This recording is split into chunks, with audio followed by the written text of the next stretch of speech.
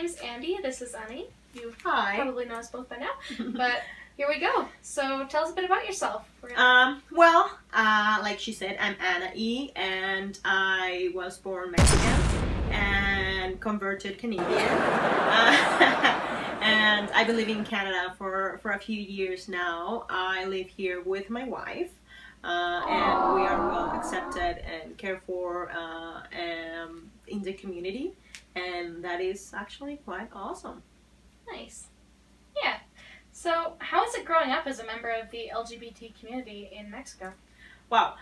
Well, Mexico is kind of it's a great country. There's a reason why I don't live there. No, I'm joking. In Mexico, Mexico is a religious country, and I definitely do not mean that in a good way, because people tend not to think for themselves, but they think regarding what their minister or priest or I don't know leader is thinking of. So if the leader is accepting, then they will be, and if the leader is half accepting, they will be, and so on and so forth. And because most religions are against the LGBTQ community, or they think like you're going to hell or something. That's how people think in Mexico, right? Like you live in sin. Not everybody, but I will say like a big amount of people. And in Mexico it's like it's okay to be gay, but as long as you stay in the closet, like, because what you do in your own time doesn't matter, but don't dare to mention that while we're having dinner.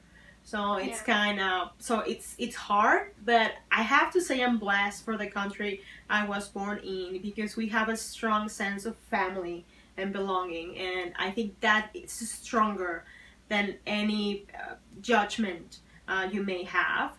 And also because it's not as bad as other countries out there where, well, I'd be dead by now.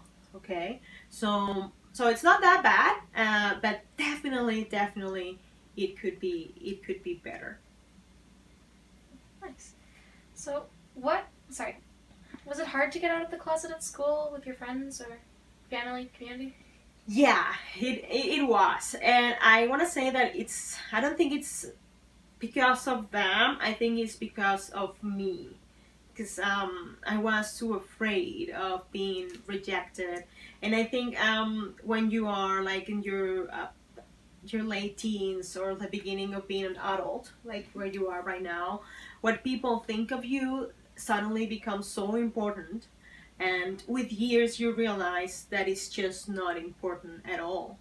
But like just being out of the closet with my family, I was so scared, and when I finally did, it wasn't that bad. I mean, people cried, but I didn't die.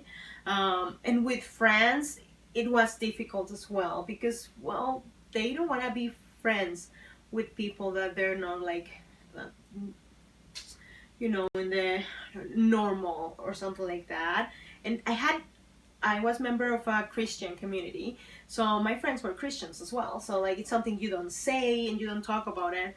And but you know what? I learned such a valuable lesson by getting out of the closet with some of my friends. Is that, well, two lessons. But the first one is that friends are totally removable. Like if you don't feel like confident, or if you don't like, or if you feel uncomfortable hanging out with some people, you don't have to, because you've been friends for years doesn't mean we're gonna be friends for years in the future. And so I removed them from my life, and I put some other friends that were accepting, caring, and amazing. And the second lesson I learned is that people change, because those same friends that didn't want to be friends with me anymore, or if I changed that way, later on they're back in my life saying, I'm sorry, I was such a stupid bitch. And so it's awesome. That's not my words, she said that. And so they're now like in my life, supportive and awesome. So like, and it was hard, that it was definitely harder in my head. Thank you. Do you see a difference between being gay in Mexico and Canada? Huge. I want to say though that being gay in Mexico and being gay in Canada is different. But other thing that's different, it's me, and I think that is a huge impact more than how people are. It's how I am, and like being gay in Mexico, definitely like if you were in a couple's like party or whatever, if you're gay, everybody in the room is gay. But in Canada, it's not like that. Like you're not like couples party and there's like a little bit of everything, and there's definitely more freedom. There's definitely more education for people to say like, hey, being gay, it's okay. And we live in a small community though, and we're a cool couple to hang out. I was just think people want to say like, yeah, the Mexican lesbians, yeah, we're friends with them. So, but it is easier. Definitely, it is well accepted. And like when I go to places and they ask me about my partner or even my husband, and I say like, well, I have a wife, and people never go like, what? No, like I have people like that, but not a lot of them. Most people is like, oh, cool, and that's the end of the story. So that's good. How do you envision being gay for future generations? Well, that's a powerful question. I envision to be easier, to not be a thing and a thing anymore. I envision that like you wouldn't be judged for being gay, and I envision that the world is gonna be more open for it.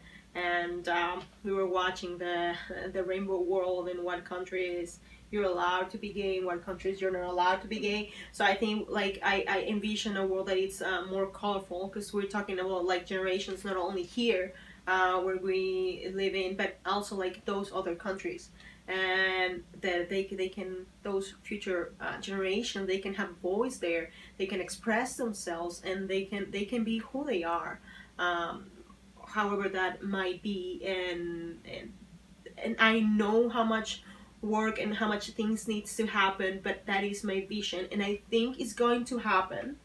It's just a matter of time, and but I hope it's sooner rather than later, just for those kids out there that need to have a voice.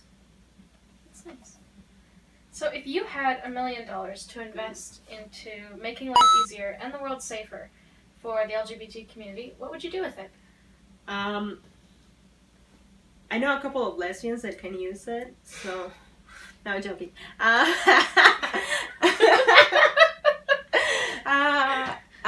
Education is the way to go. I will rather have a different approach though. I will invest in educating parents, just because I think that when you have a kid that is gay, trans, or any of the colors of the flag, and sometimes you love your kid, but you have so many questions and you don't know so many things, and sometimes the internet, like, it has amazing information, but sometimes when you Google something, the first options are not the best. So the thing, like, to have like a place where you can safely ask all the questions you have, and not only that, a place where you can like just say out loud all the fears you have, and see how many parents are there that they have the same fears, that they have the same insecurities, that and all that, and you have someone that basically educate parents to be a better parents. And I do believe with all my heart that better parents make better kids, and better kids make better human beings, and the world is better because of that. So I think definitely I will invest for all the parents out there that care enough to educate themselves. Yes. I like the idea of funding lesbians, though. We should Yeah. probably go back to that eventually. So if you have $1 million, just yes. deposit to 1, 2, 3. No. So, what would you say to the person out there who's afraid to even say the word gay and feels like their feelings and thoughts are not being validated in the world right now? Wow. If you are out there, I just want to say that your value is it's huge, and like if you have nobody in your life that cannot validate what you feel and what you think, look for more people, because the world, like, this is a Gaynderful world, and it's full with amazing people that will be there for you. And if you definitely feel like you have nobody, please shoot us a message, send an email, like whatever you want to do. But believe me, there's people out there that care for you. And if nobody else, like, honestly, just look into the mirror and tell to yourself, like, if nobody cares for you, I care for you, and your opinion is the most important above all. So don't feel so alone, because we were talking about this earlier. Just move. If your ambience is not the one you want, if the people you're surrounded is not the one you want, believe me, there's amazing places with amazing people where you can find yourself a home. And I hope it helps. Yeah, put on your shoes and start walking, because you can always find a place. Right. All right. Well, thank you very much. That was a lot of fun. Thank you. Just subscribe, like, share. Thank you.